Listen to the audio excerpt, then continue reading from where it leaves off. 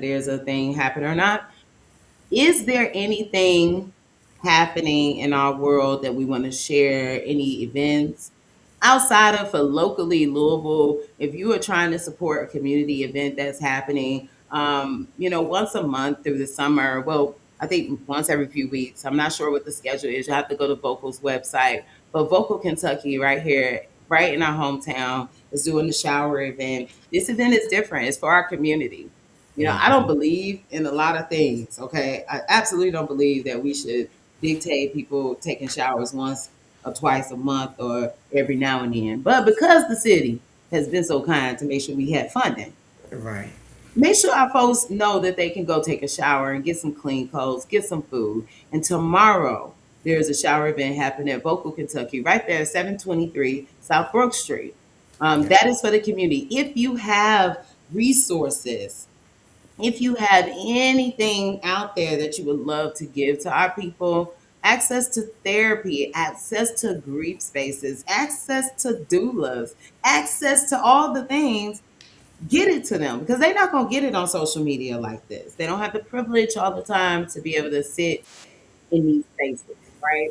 Anything else that's going on that we should be sharing about? And hey, Deborah, all the way from Iowa. Okay, Iowa in the house. So the only thing that I do have is on September the 17th, we will be having another kit making party at the Louisville Recovery Connection Center. And so we definitely want to invite you there. We will have some more posting. You can check out our website as well as our social media for any other updates that may come up in the near future. And so today we're going to be talking about how birth and death are usually treated as opposite moments. But both require people to move through uncertainty, move through surrender, move through identity changes, Hmm. move through grief, even advocacy, and also experience transformation.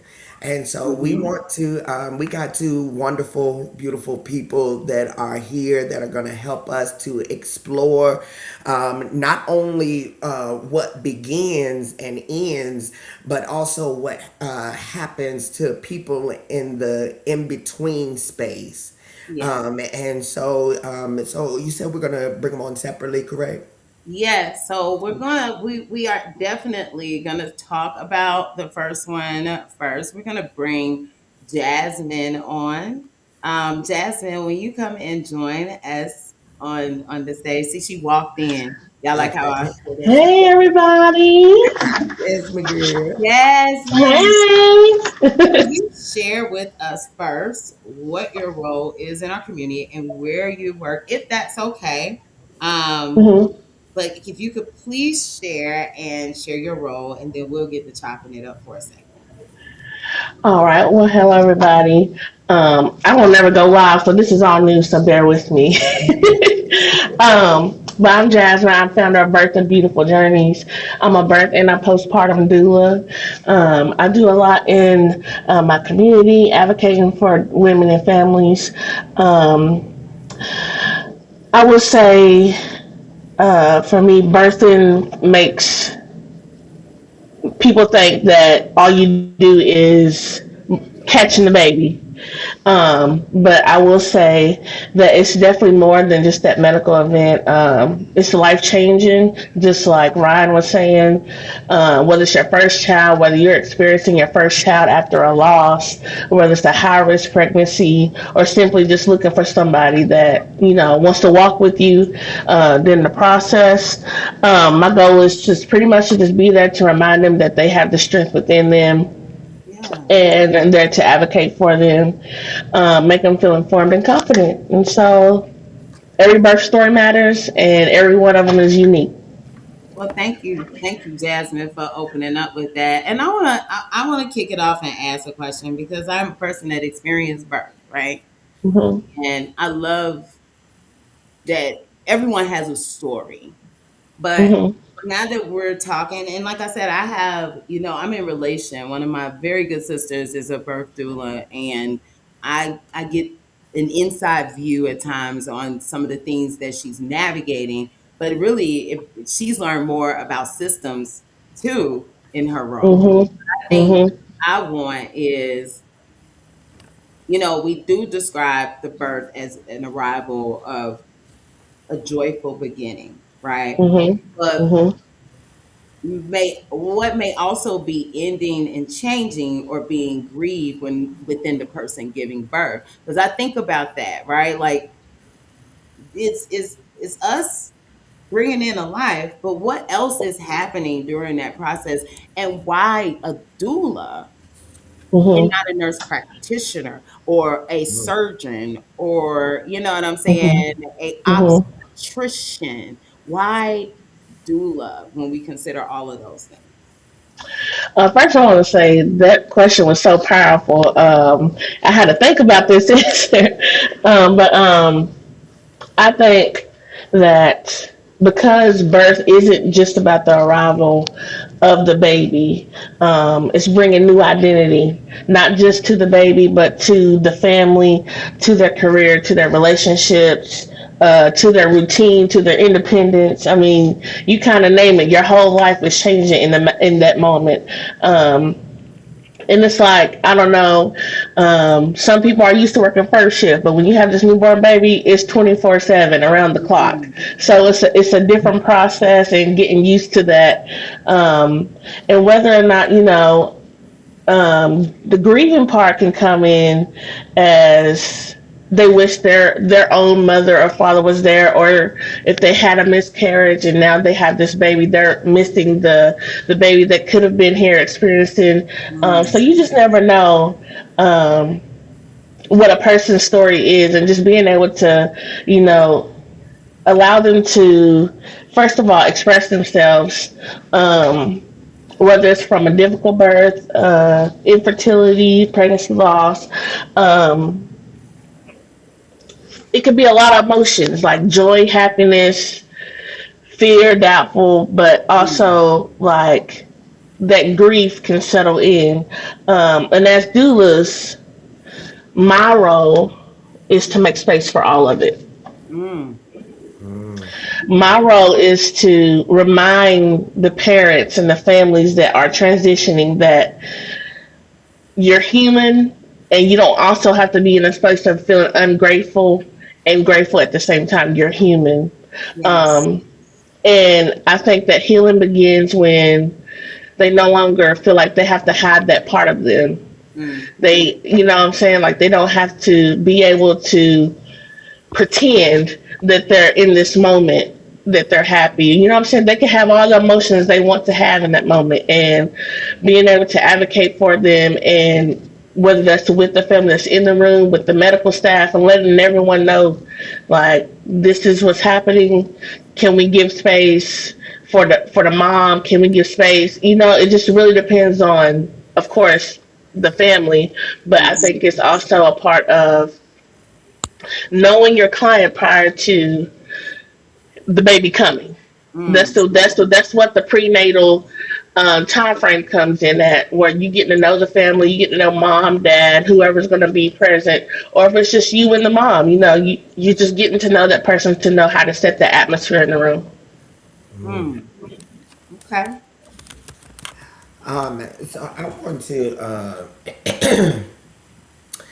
when medical systems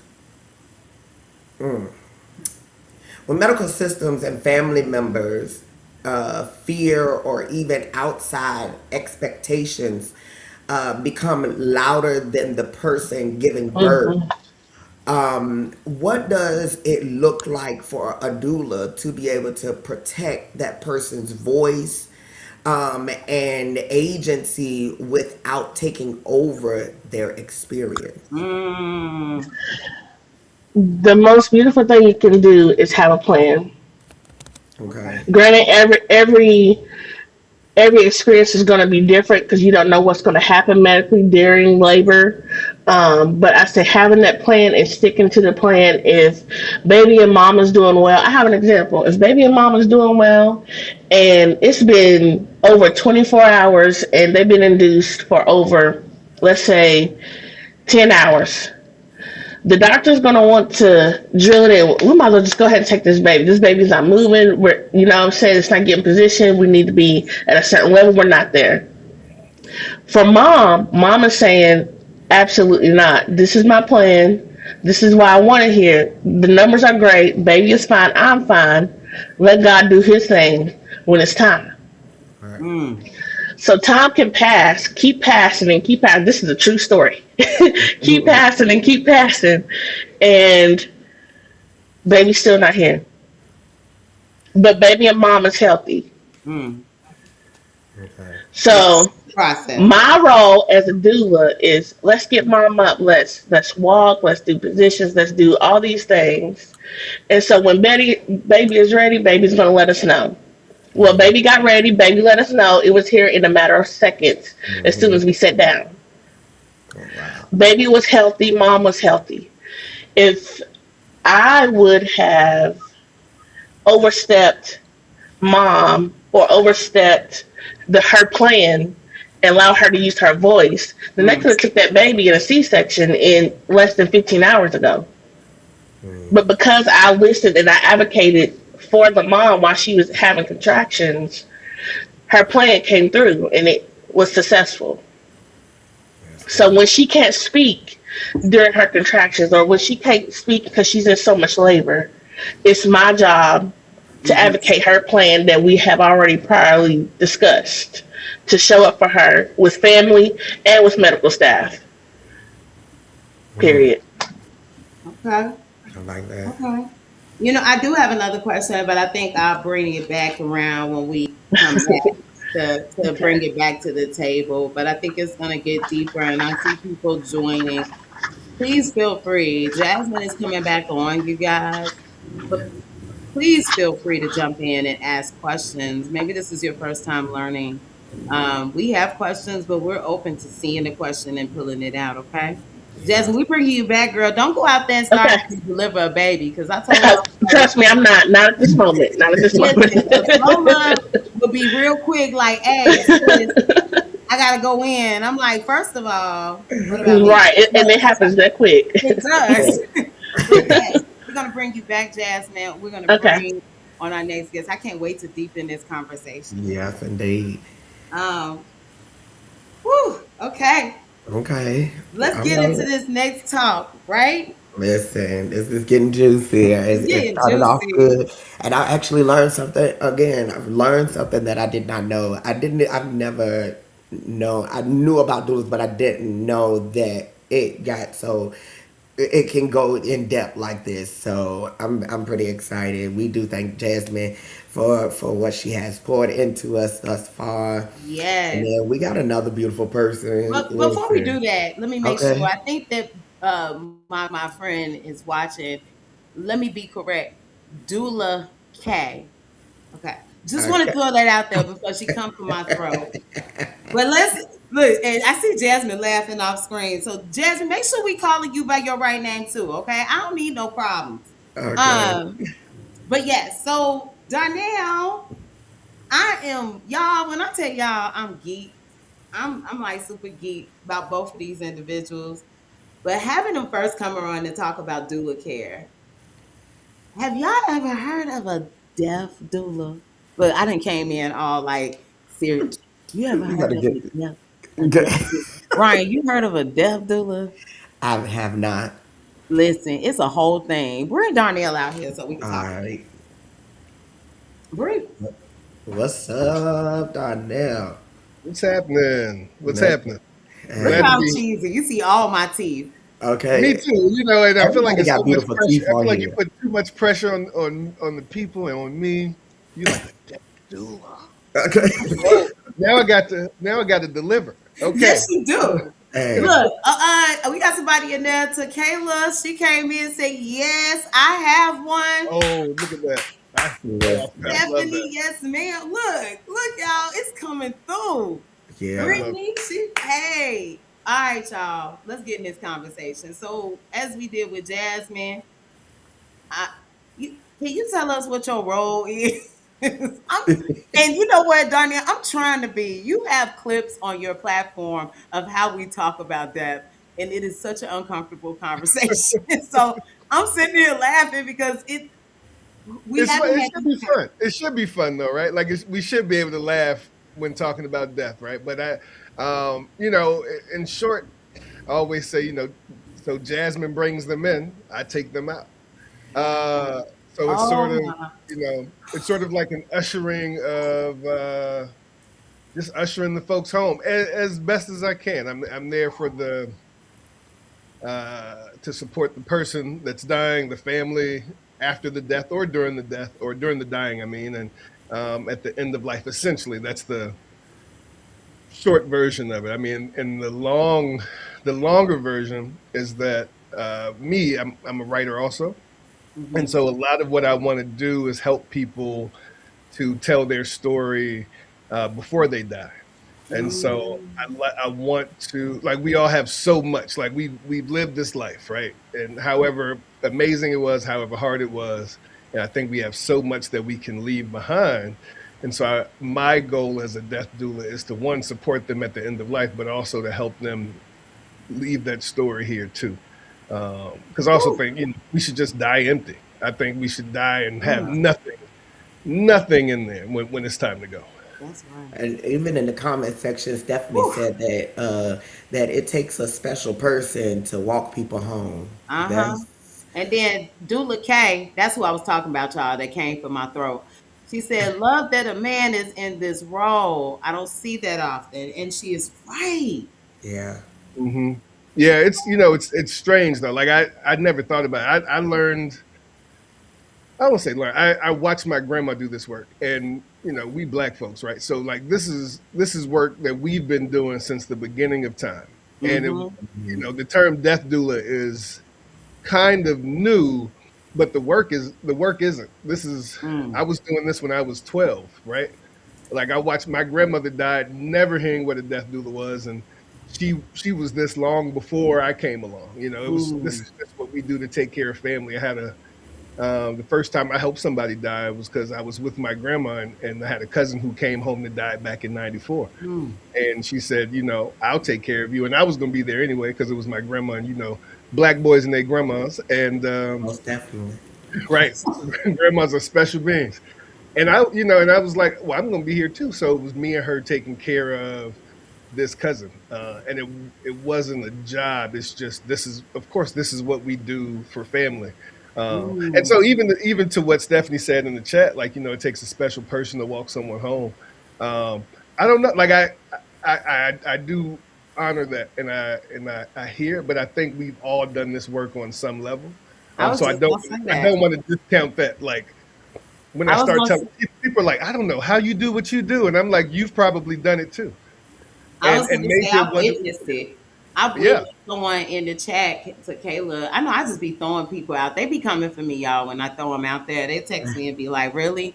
But I saw when you talked one of your platforms, you actually described it, and the first person that came up in my mind was who's on here to Kayla Kelly. I think that her mom's transition, she absolutely was a death doula. She Hmm. actually got her mom healthy Yeah. before she Yeah. transitioned. She looked good. She was off of medication. She was healthy and died with dignity. And for me, that's what I see. I'm gonna let Ryan ask this question before I talk your head off. Because what I'm not Okay. gonna do is mess up today because I'm excited about having doulas on my platform. So Ryan, whew, So, we've stated before that death is usually described as the ending. Okay, so we're clear about that. But what can also be born hmm, in that space? With truth, repair, permission, reconciliation, or a different understanding of how someone wants to live.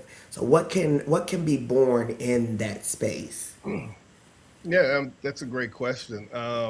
Death closes one thing for sure, but I think in the same breath, it opens room for all the things that got postponed throughout life. Like we're constantly putting things off, right? Like Mm. and truth is often the first thing to surface, because there's no more use in managing how someone sees you, right? Like Mhm. so often we get through this life and we're worried about how they're gonna take this, how we're gonna be seen, we're gonna be embarrassed. Like when death is approaching, none of that matters, right? And so so that's one thing, but reconciliation follows closely behind that.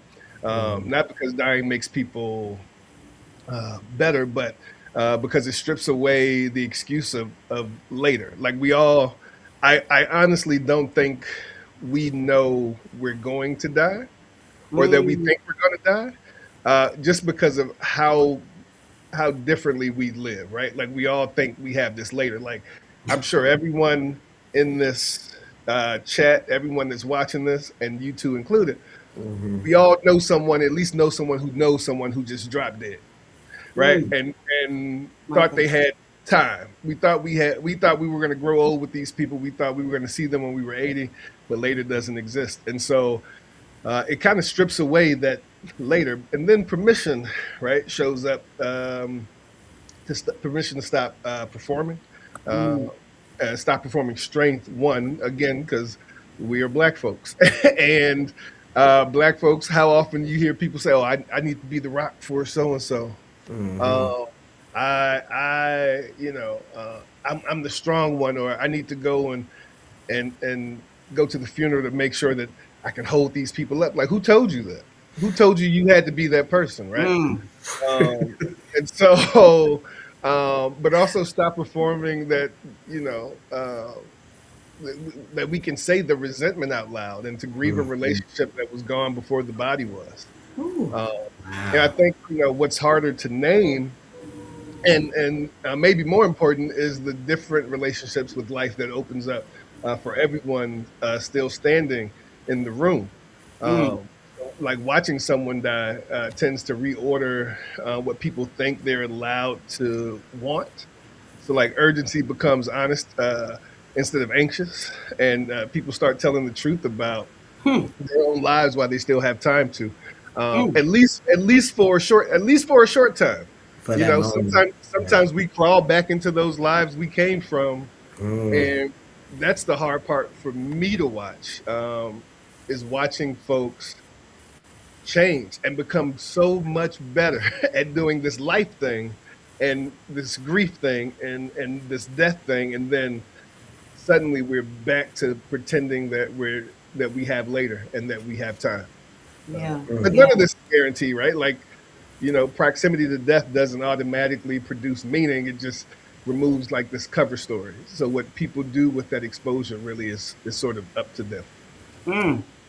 So, what we're gonna do is, I have a question, but I think is it actually organically segued into us coming back together Okay. because we're now bringing it back. I mean, both questions help us align kind of where birth and death meet, Okay. right? And so, oh my gosh, this is about to get, it's a cool heaviness. Bring Jasmine back into the space with us.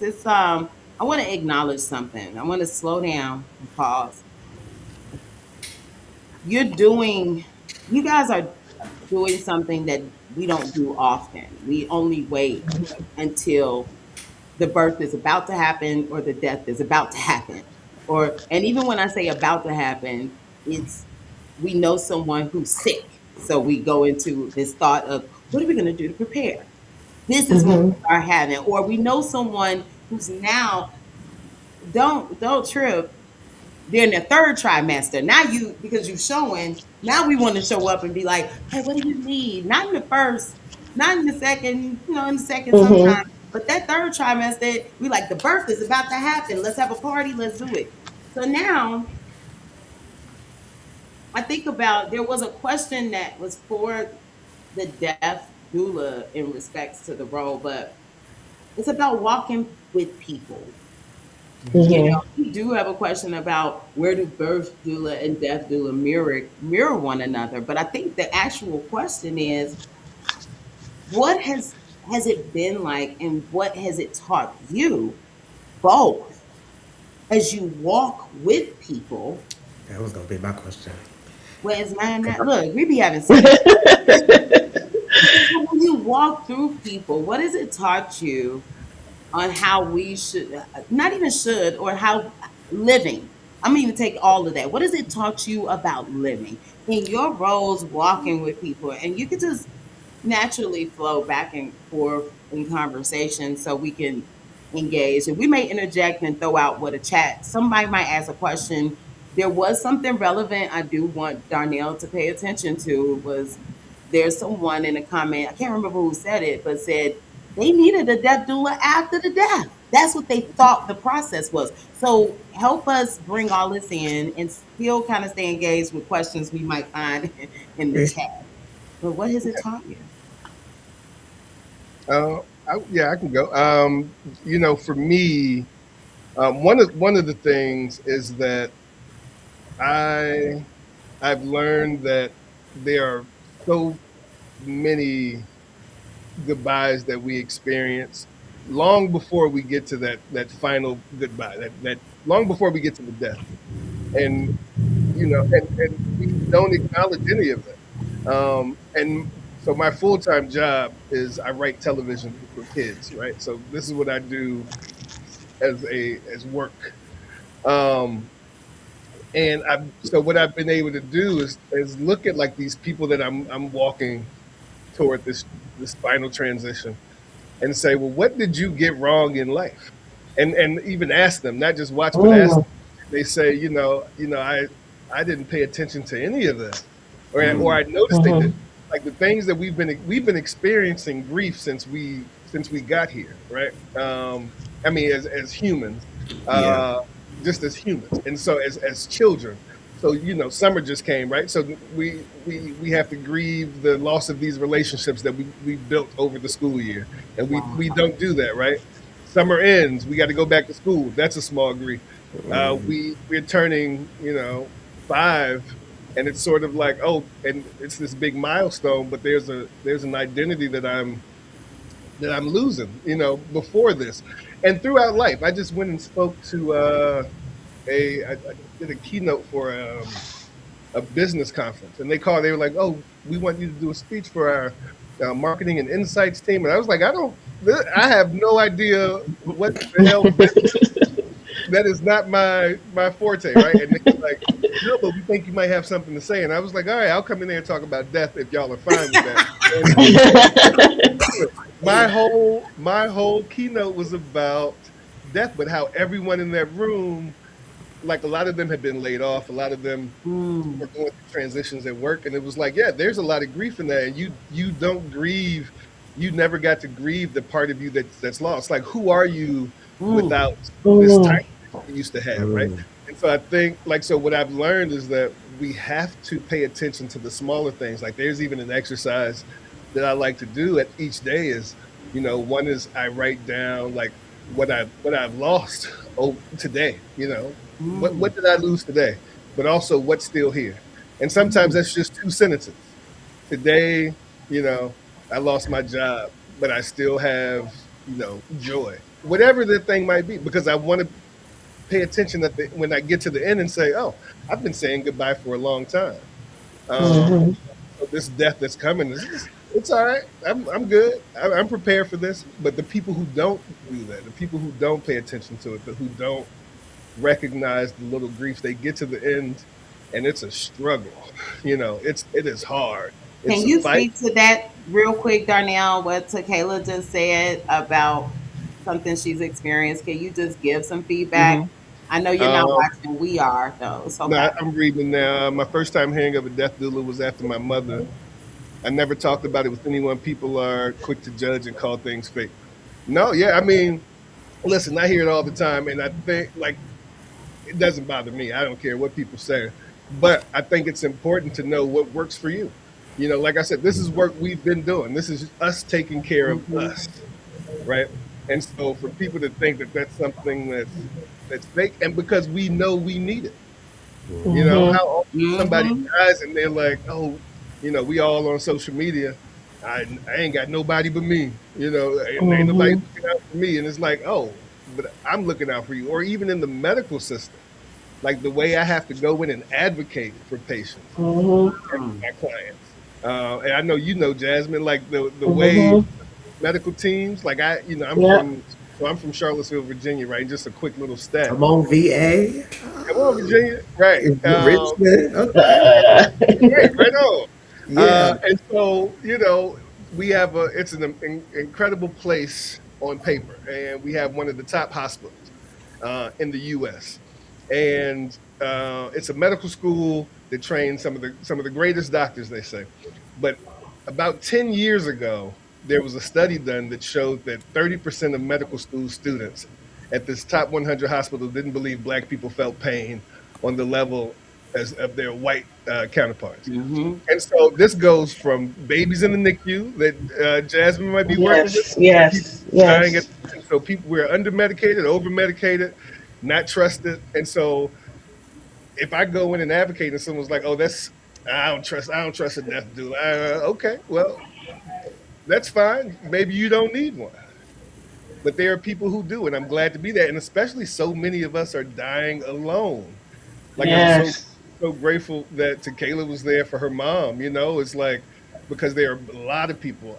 I was volunteering at a hospice when I was 13, and I remember the patients in there, and I was just putting in calendars in rooms, right? Like nothing serious working at this hospice. And the patients were like, "Could you just sit with me for a while?" Nobody ever comes to visit, and Mm. I knew then that I didn't want people to be alone. And so a large part of Mm-hmm. my Yeah. work is so people aren't alone in the end. And I was Um, I was gonna jump in real quick, and this is why you guys, just to let you know, we will be on a few minutes after 2 because we knew that this would be a conversation going. And we'll be talking about other things that we may do in the future. But I want to bring that part. You naturally segued into that systems advocacy. And there's a mhm. question or just a statement, Mia, who works with us, one of our team players, Desmond. Like Darnell said, this could go to you, and I don't know if you can see it or not. But Mia's going through a lot. What Darnell is talking about, going through a lot of medical situations with her mom right now, and advocacy. And like I told you, talking to Dula K, there's this big part that I didn't think. I told you, I thought y'all it's like the football. You catch the baby, right? I didn't realize when she would say, "Hey, I need a question," or "Where's this direction?" How are you? What have you learned on your journey walking alongside people as a birth doula, and the feedback you can offer potentially to Mia? I think for me is just a biggest part is just being able to be resourceful. This is something. It could be something new. If it's a new mom or if she already has children. Being able to also be a sibling doula on top of that, I've been learning the new things about that. But I think you know. People think of birthing a baby, they're just going to be home and they're just trying to take care of the baby. But birthing a baby, I have never experienced myself personally, but I have been around a lot of families that have. But it births more than just a baby. It births a whole new way of thinking of like, okay, I have to get this in plan. I have to get this in order. So sometimes it births more than just a baby. It can birth a business. It can birth a new idea to go back to school. It can, Mm. you know what I'm saying? It can birth, let me get my health together, like birth a new identity for me. So what does that look like for me after this baby? So being able to show up in that same capacity, I'm a natural caregiver. So, Yeah. for me it's kind of like what do you need in this moment, how can I show up for you in this moment while um, if you go take a shower while I'm sitting here with the baby, like what does self-care look like? Self-care is something that I advocate for um, with my doula business, journaling, like what does the release look like to be able to continue birthing who you are every single day as you are parenting this baby. So Yeah. I think, and also, yes, ma'am, Miss Mia. I think being able to show up for them, being resourceful. If you want to go back to school, like let me connect you with somebody that I know that's already doing that program or that works at that place. Or if you want to change your job but you don't know that way to go, like let me go ahead and connect you with somebody that if they don't know, I know they know someone else that has that same experience that that can kind of lead you the way. You need help with diapers, you can go to Granny's Birth Initiative. I mean, to on Broadway. Right. What kind of resources do you really need to be able to fulfill, your daily life? And if I have that answer, I'm gonna go get that answer. If I don't have it, I'm gonna go get the answer for you if I can't give it. I love that. And thank you, Mia, for being so vulnerable, and everyone on here. Yes, Jasmine and both Darnell. We tag their platforms, and if they have anything else to share, we've invited them to. But to acknowledge what Dula K shared, confided. Yeah, I was about to read that. Yeah, Yeah. if you want to, you can, because that's a part of something that she wanted to, I guess, add to what you all do. Yeah, Dula K in the comments, she said it can also birth trauma from their past that we have to show up for them during that time frame too. Mhm. Yes. So just depending, especially like if they experienced a birth and they didn't have a doula at that time, but now they know what a doula is and what they can do for them. They want you to show up for this following time. Their birth experiences is two different things. Yeah. So being able to advocate for them and just reminding them that it won't be like it was the last time. Ooh, what's the word? It won't be like it was the last time. And that and Sorry. Julie, No, this is good. and that's what I am really. I've been over here. Just you can see all 32, and yes, they're real and they're mine. But this is actually a really good conversation because, like I said, I'm definitely I've been open to learning, and even as we were been coming, preparing for this episode, I've just been doing. I've been reading and researching myself, and so I know that you all are on those lines. But what has really stuck out to me about the comparison, though, is that there's a lot that is coinciding with each other, Mhm. and the fact of just being present alone can is really what I'm hearing from the both of you all, Mhm. because yet birth can be a joyous but also a sad occasion, Mhm. Hmm. and same with death, that it can be a joyous and a sad Mhm. occasion. And Hmm. so the I'm seeing the difference in between it, but the one thing that I want to ask though is, um, what is the difference between accompanying someone and rescuing them? Mm. Okay, yeah. So, great question. I We're not here to rescue me. I'm not a birth doula. Uh, I am not here to rescue anyone, right? Yeah. So, and I tell people, like you hit it on the head when you said it's about presence, right? Like Mhm. it's Hmm. really about presence. It's about listening, um, and I'll get to that. But I'm not here to fix anything. Mm. And so and that's one of the bigger parts of the job. And I think and it's people, and for anyone who may be going through this with a family member who wants to be there for a family member, be there for a friend, because we hear so often, and we all say, I don't know how to do it. I don't know how to be there for them right now. My Hmm. friend lost their mom.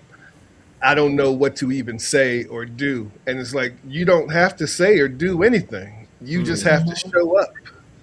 Like, don't go over there trying to fix it, you know? Right. Hmm.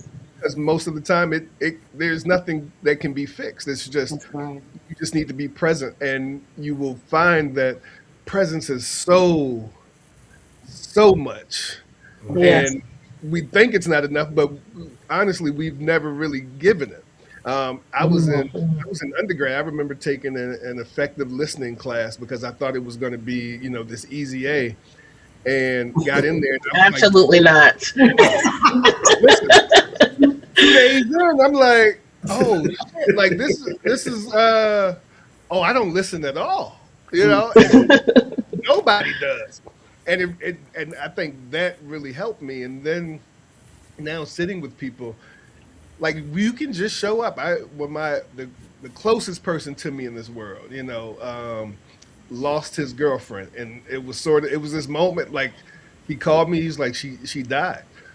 And my first thought was get on the plane. And I got on the plane, forgot to tell him I was even coming. Showed up at the door. He's like, "What are you doing here?"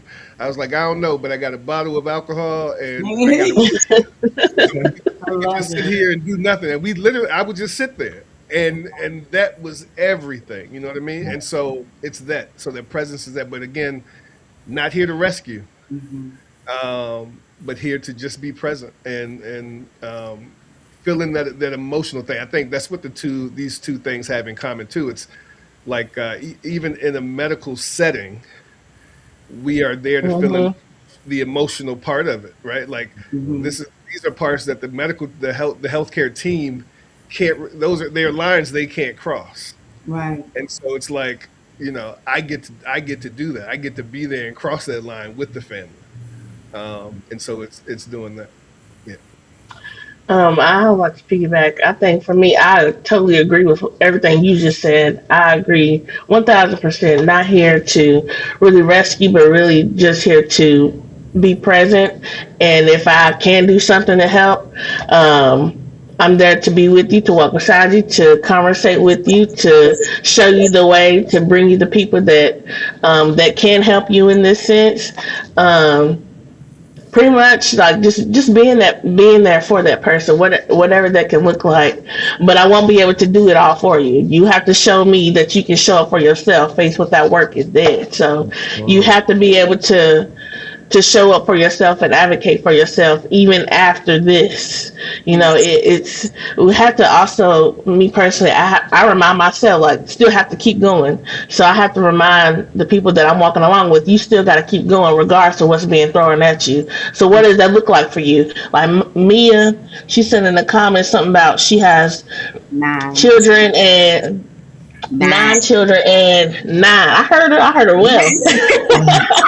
She got a whole And team. she wants to go back to school. You can go back to school. Mhm. There's something that is still possible. Don't ever think it's not possible just because what it looks like in the natural. So just be encouraged. I can't wait to see you graduate. It's coming. So we will talk. Um, but just being able to uplift, like that's just the biggest thing, and encourage someone that it's not impossible. Like it is possible. That's it. Yeah. And Mm. natural again. Okay. This is that space where I show up, right? So here I am watching a lovely, like my sister friend. I've known her for over a decade. Be become this doula, right? Which absolutely she's amazing at it. And then I got a chance over the last couple of years to start following the journey of Darnell. And what I've discovered in myself is that as a clinician, I know how to show up. I'm a licensed clinical alcohol and drug counselor. I sit with people, we work through stages of change, and there is a treatment plan. I love it, and I moved away from it. And then there's this side of me where I'm a skills supervisor mentor. And I said, absolutely not. I'm not, I use profanity, y'all, but I'm not a fucking life coach. Okay. I'm not. Cheer you on. I don't know how. I don't want to cheer you to shoot the bucket and then find out that the damn bucket got holes in it that I didn't know about it. I ain't got time for all that, right? I'm not cheering you on. What I realized when I took on this role as a harm reductionist and I Mhm. learned the true value from Matt LaRocco of applying the lens of harm reduction on myself and all the healing Mhm. I needed to start working through, the grief I had to start walking through, the Mhm. acceptance, the powerlessness, all the things that over the last 20 years, and all the people along the journey that have circled back to me It and will humble you. right, who reflected on me, and seeing their life, I realized that I was never in control. What I was doing was walking alongside them. Mm-hmm. And when I looked at Dula, I was like, because I did a poll on my social media. I think it was on my Instagram. And She's I the coach. asked, But go yeah, ahead. I asked the community, I was like, what do you think about life coach? This. I hated that. But I said, let me hear my community. Harm reduction is you hear from the community, what the community needs. Dula came up because I seen it. I was like, oh, that's literally what the birth doula. That's what a death doula. I'm a life doula. Hmm. I said, I have walked alongside people. I absolutely will not fix your problem. In fact, I'm going to stand right there with you while you face your problem. If you got to go to court, I'm going to stand there with you. We're going to take those consequences on. We're going to address those situations and we're going to walk forward. It Mm-hmm. is the approach that I have been applying over the last several years and never even realized that there was a title to it until I started Hmm. seeing these roles show up in my life. So when we talk about people and how we move through life, I think we did land in those spaces where I need someone like a coach or a mentor. Hmm. But have I ever had someone who would stop telling me how to cope or survive, but just help me recognize that, man,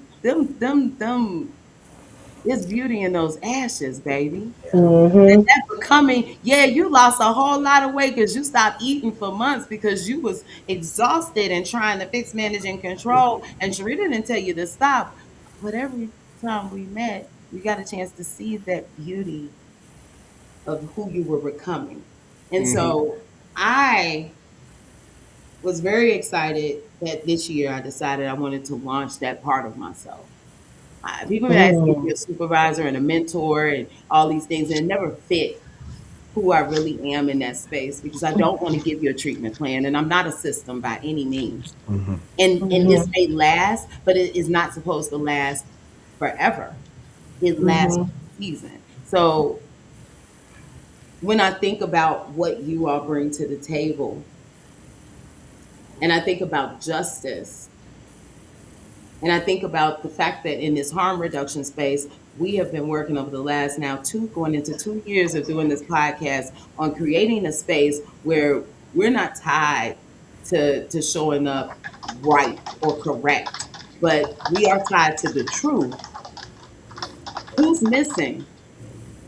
Who's denied this? And how do we as a group make sure that more people can learn, Darnell, how to know that's what they do? Is that Darnell link up with KYHRC and our Learning Institute that we're putting together and we create an actual curricula so people can feel like they're learning a skill to leverage? Because yeah, they may know naturally that they could do this, but is there something we need to do to support people actually being there with folks? And is there a way for us to make sure that Granny's Birth Initiative is receiving the people who feel like they don't match your clientele? Because people hear doula, birth doula, and think that's for a class of folks. I need you to hear that. People are here, oh, you got a doula. It's like, oh, that's a very white privileged space to be in because you got someone who's personal to you. But on Mm-hmm. my news feed, because of the people I know, I've been seeing these melanated doula people on there. Mm-hmm. And they showing all the birth stuff too, by the way. Everything. Mm-hmm. So I'm like, it's out there, but how do we make sure that that justice centered work is still relevant? What does that require of us? Yeah. Now that's the thing we did tell you.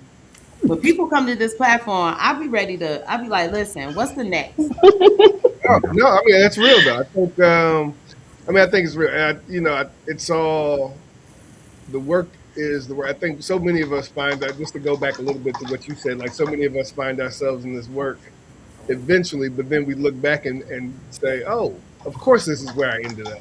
Like Right. everything I've done in the past, of course, like, me and you've had conversations. Like I come from a harm reduction background.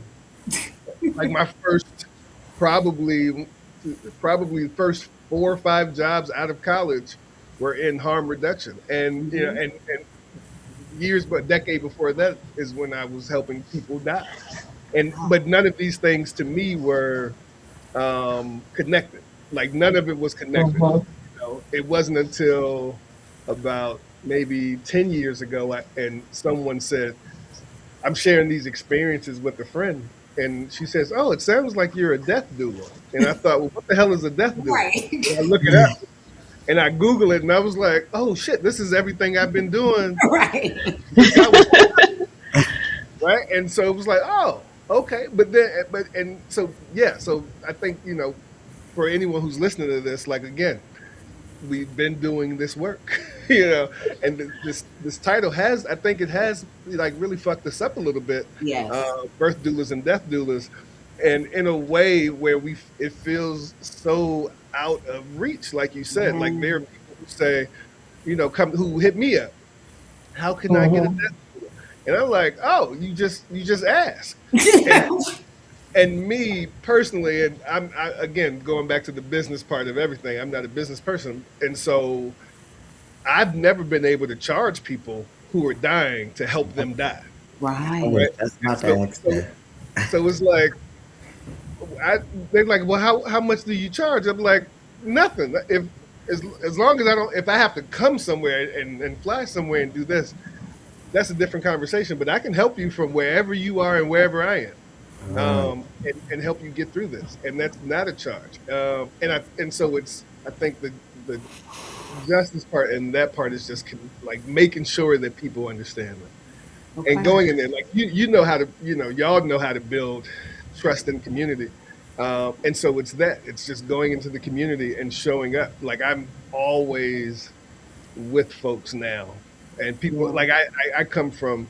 again, harm reduction. I work in children's TV. I was a filmmaker. I do documentary filmmaking, and so people are like, you do all these things. How do you get people to trust you? And it's like you just show up.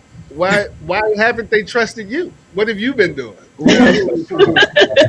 Whoa. Right. And it's Now, Whoa. now like, you're right a trust doula now. Okay, come now, on. Right.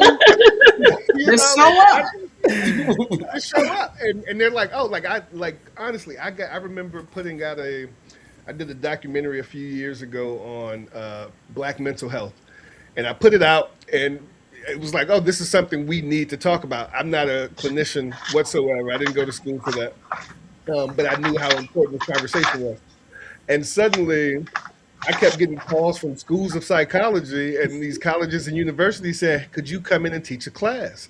And I'm like, on what? They were like, on how you got communities to trust you to sit and talk. And I was like, have y'all not been talking about this your school has been open since 1876? And you realize that no one's teaching people this thing. Right. Mhm. But these are things that we have, that we know how to do. And so it's like taking those skills and going to the people and just being who you are, giving them what you got and saying, Be you. be I you. think.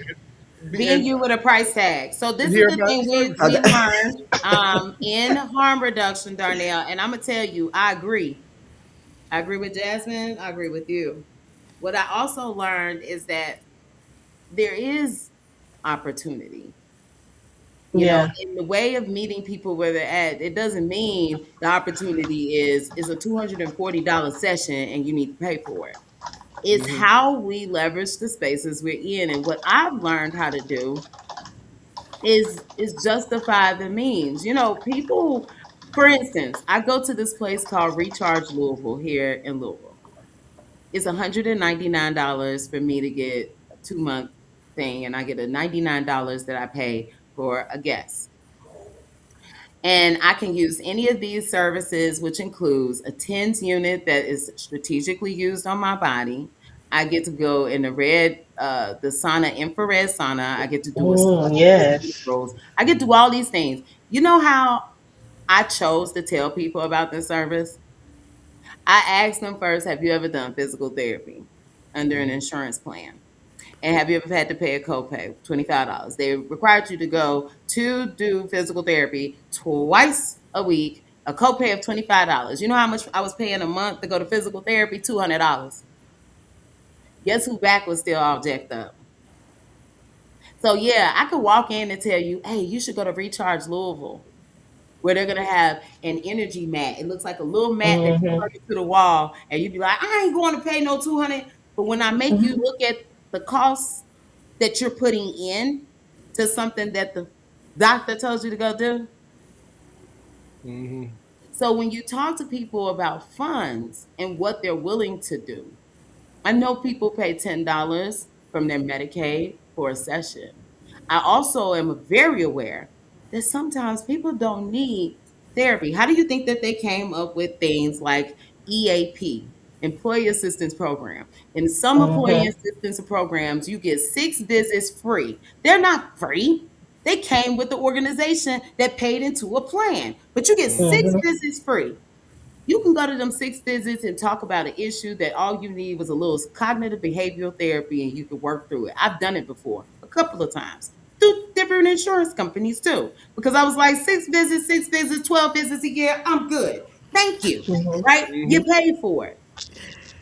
We don't think about the creativity to say that in order for Darnell to show up, in order for Jasmine to show up, in order for Sharita to show up in the collective, that we can get a harm reduction agency to fund a service that's not accessible in the community. That is why I do the work that I do, baby. Amen. I think for me, it started out. I was actually it was during COVID, and the company I was working for at the time, we were all in this big room, and people was just everywhere. It was bad time, but COVID's over. But at a certain time, I found myself. There was like a pregnant lady. She came to me, and she was like, "Can you rub the bottom of my back real quick?" She's like, "It's hurting right here in this spot." And so I did it. And she was like, "Girl, I'm coming back same time tomorrow." And then the next thing you know, she started telling all the pregnant women in Come to the you. company to come to me, but this is my time. But and then one of those girls was like, "You need to." That's why I related to your story because she was like, "It just kind of how what does that doula like?" For me, she was like, "You need to become a doula." I was like, "What is that?" Right. And then I had it on my calendar for like 3 or 4 years to just look into this. I told Dula K this same story. I had this on my calendar for 3 or 4 years, and one day I was at an event, and right next to me was a doula that was about to host classes. Yeah. Wow. So it's just evidence uh, it will make room for It you. will. And so we're gonna It will make room for you. I That's want us wonderful. Okay. I want us to wrap this part up because I do want to check in with you all after this. I got some thoughts and ideas as I always do is because I think we got something we're cooking. I want to cook. I want to cook, and everybody's gonna let me cook because we are working on some things, actual things. I want to say I appreciate both of you all being our guests today, and I think our audience appreciated it too. And I Yeah. think you got people that'll be reaching out to you in your inbox. Um, Yeah. and you have anything you want to say, Ryan, before we put them in the I was gonna. So is there, for both the birth and death doula, is there like a schooling for somebody that may be interested in this? Is there a school? Is there classes, or how can someone get into this if they're interested? Hmm. Yeah. So for if you're you again, people have been doing this since the beginning of time. I have been certified, but I emphasize that certification is not necessary in death doula work, Yes, ma'am. um, because again, we've been doing it. I say Mhm. I recommend before going to certification, like looking into it for sure and seeing if it's for you, because it can provide a community that you're now in, but you will learn more on the job than you will in the classroom, like it is in real life. So going to your local hospice and asking if you can volunteer, going to your Mhm. assisted living facilities and asking if you can volunteer, is an incredible way. A lot of work I do, I get called by nursing teams to come in, and I go to hospitals and say, listen, and I build relationships with nurses and say, if you have anyone who's just up here alone whose family doesn't come, call me and I'll come. There are people who you don't have to do anything. If you know how to put polish on someone's fingers, people want that. If you know how to take photos, if you know how to play a guitar, whatever, people just don't want to be alone at these hospitals, and that's the work too. So you can go and do that. I do want to add before everyone leaves that yeah, hit me up. I love having conversations about death, but I also love helping people plan for the end of life. Like that's the one thing we don't do as a collective, and some of us will, some of us do. But I do have one-on-one death planning sessions with folks who want to not leave their family in shambles because we all know someone who died and the family stopped speaking because they didn't know what color dress to put on grandma. Yes. In 20 years. Yeah. And so if we can just talk about that, and I want to help people get better at that. So definitely hit me up. Go to my site, darnellwalker.com. What about you, Jay? And for me, I'll say I went through Granny's Birth Initiative for the training. They actually just had one. Do okay, I don't know if she's still here, but they have classes every so often. You can inbox me. I don't know when the next one's going to be, but I will definitely get you the information. And you can find Birth and Beautiful Journeys on my Facebook page. And I appreciate everyone. That's it. Thank you Thank so much. Listen, we thank y'all so much. This Yes. has been absolutely amazing conversation. Y'all have opened my eyes, and then y'all've been a doula to me today because my day started real rough, and but I've calmed down. So I appreciate you all, We and done our job. We done our job. that, hey, listen, and I'm sure that our viewing audience, they as engaged as they have. I think this Yes. is the most engagement that we have Yeah. Outside of that experienced. that one with our what was it, faith base. This Oh is the yeah, yeah, second, y'all. This is something that says something. yeah, Spirituality and talking about life and death are big on mhm, our platform right now. yeah. So So listen, we're gonna put you guys backstage, and we're gonna close out, and we're gonna have some more convo after this. But again, everybody, give a great big thank you to our friend Darnell and Jasmine. yes. Yes, indeed. Thank you guys so much for being here with us. I am so full. I am like My seriously. I think cheeks hurt from smiling because this was a lot of wonderful information to really grab a hold to, and really if our community really would. I saw a comment that said that people in our community we judge a lot, and it's the truth. But mhm. if we would also be willing to be open and Yeah. receptive to information or just stuff that we don't know about, it's okay to say, I don't know anything about that. Can you tell me? Yeah. But instead, people choose to just judge and create their own narratives or create their own viewpoints that are absolutely wrong. And so, Yes, so please again, share this. Share this on your platforms. All of you that joined us today. What if you want people to know how to have these conversations or start? Share this stream. This is saved. Share it on your social media page so that they can watch it. That's called the passive work that we do in harm reduction, right? You know, sometimes I share things and nobody see it, and about 6 months later, I finally get someone that heart it. And it's not because I'm not looking to go viral on anything. What I'm looking for is connection. yeah. You know, um, caring what people think. I know that's right, girl. I think we hit on something, and we're getting deeper and deeper. It's going to be interesting about the rest of this year Listen. because it started right. We started talking about grief, right? And Yeah. I don't think we talk about grief enough, like Darnell said, even in that segment. So it'd be interesting to see how we kick off August. Um, you know, we're going to make sure that we continue this thread. And if you have ideas, right? Mhm. You like this conversation, you like these guests, um, throw it at us. Let us know what it is you're thinking about. And also, if you have someone you've been following, and they've been empowering you. Hmm.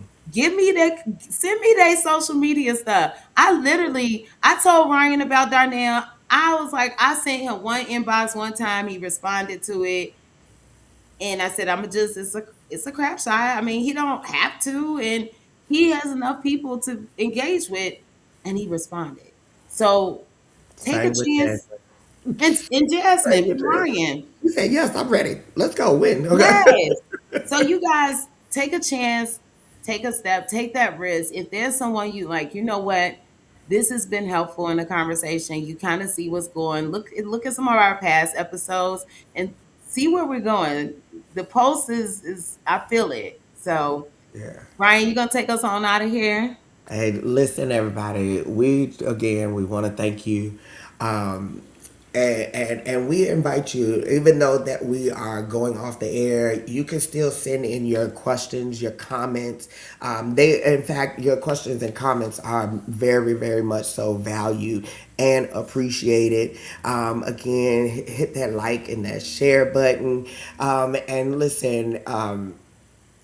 We want to show you how listeners can connect with their work, and then also to be able to launch into another avenue or another area in your life where you want to, as our guests have said, these types of happenings can occur whether it's in your daily living. There's things that's in our lives that we must gotta die, but there's some things that have to be birthed. And so, listen, we truly thank y'all. We love you here at By Any Means Podcast, and we're signing off. I'm your boy Ryan, And I'm Sharita. I will see and y'all next time in see 2 y'all weeks. next time.